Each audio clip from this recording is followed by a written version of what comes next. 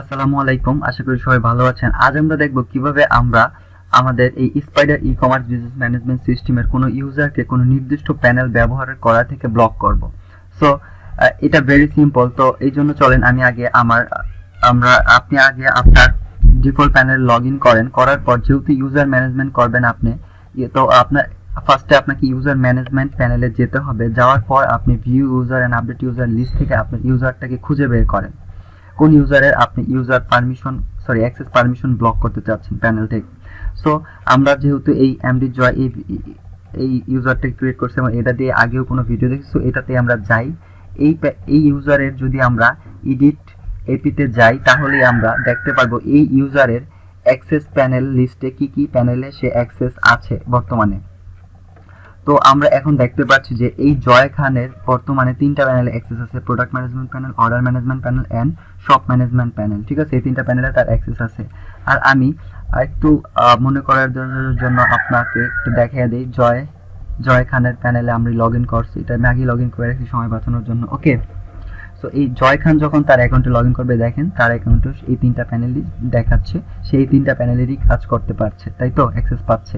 So এখন ধরেন আপনি চাচ্ছেন যে এই জয় খানের শপ ম্যানেজমেন্টে তার কোনো আর দরকার নাই, তার শপ ম্যানেজমেন্টে তার কাজ শেষ। আপনি তো তাকে এখন এই শপ ম্যানেজমেন্টটাকে ব্লক করে দিবেন আর প্রোডাক্ট ম্যানেজমেন্ট আর অর্ডার ম্যানেজমেন্ট এই 2টা প্যানেলেই তাকে রাখবেন। তো এই জন্য আপনি সিম্পল এই প্রোডাক্ট ম্যানেজমেন্ট প্যানেলে তাকে যদি জাস্ট ক্লিক করেন, শপ ম্যানেজমেন্টে ক্লিক করেন, তাহলে কিন্তু এটা ব্লক প্যানেল লিস্টে চলে আসবে এবং সে তার এই প্যানেলের থেকে সে ব্লক হয়ে যাবে। এখন আমরা আবার দেখেন জয় খানের প্রোফাইলে যদি লগ ইন করি তাহলে দেখেন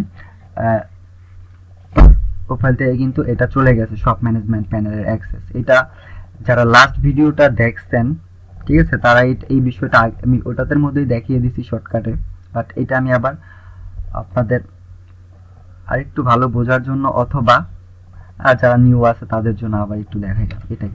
সো আশা করি যারা নতুন তারা বুঝতে পারছেন। ধরেন আপনি আবার চাচ্ছেন অর্ডার ম্যানেজমেন্টও ব্লক করবেন, আবার তাকে এটাতেও ব্লক করে দেন।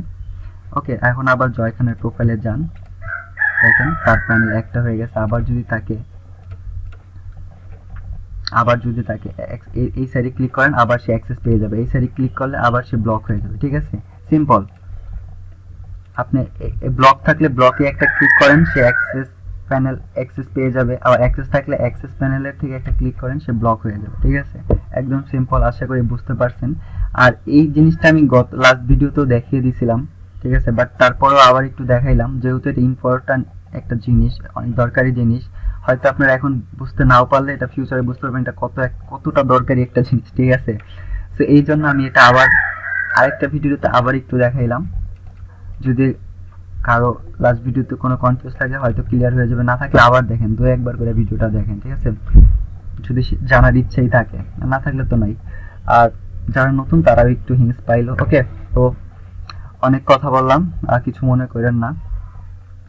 তো ভালো থাকেন, সুস্থ থাকেন, দেখা হবে নেক্সট ভিডিওতে নতুন কোনো ফিচারের সাথে। আল্লাহ হাফেজ, আসসালামু আলাইকুম।